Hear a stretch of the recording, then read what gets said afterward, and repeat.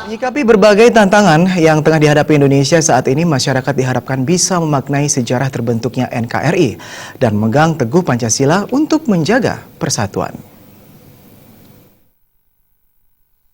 Indonesia saat ini menghadapi berbagai tantangan mulai dari isu sara, radikalisme, hoaks atau pemberitaan yang tidak benar hingga ujaran kebencian. Tak jarang hal tersebut bisa memecah belah persatuan yang ada. Menyikapi hal ini, Ketua Parisade Hindu Dharma Indonesia Pusat Majen TNI Purnawirawan Wisnu Bawatanaya mengajak semua kalangan untuk tidak melupakan sejarah, namun memaknai sejarah. Berbagai cara bisa dilakukan untuk memaknai maupun mempelajari dan menghayati sejarah. Salah satunya adalah dengan memanfaatkan keberadaan museum-museum yang menyimpan berbagai koleksi terkait perjuangan pendahulu dalam memperjuangkan dan mempertahankan NKRI.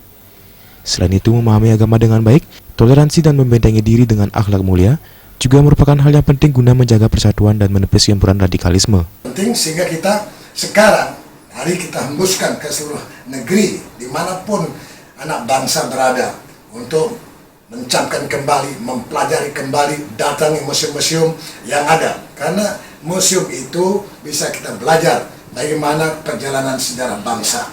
Sejarah bangsa seperti apa, naik turunnya pergerakan untuk mencapai kemerdekaan. Dahulu Pak Bung Karno dalam tempo kan menyatakan merdeka, maka teriak salam kebangsaan ini selalu kita sampaikan, merdeka, merdeka, sederhana, ya, kebebasan tetapi utamakan tanggung jawab. Tanggung jawab kita sebagai anak bangsa adalah membangun negeri ini dengan akhlak mulia, dengan pikiran dan hati kita. Wisnu Bawatanaya yang saat ini juga merupakan anggota pengarah unit kerja Presiden Pembinaan Ideologi Pancasila mengajak masyarakat agar jangan pernah ragu membela kebenaran dan keadilan berdasarkan Pancasila.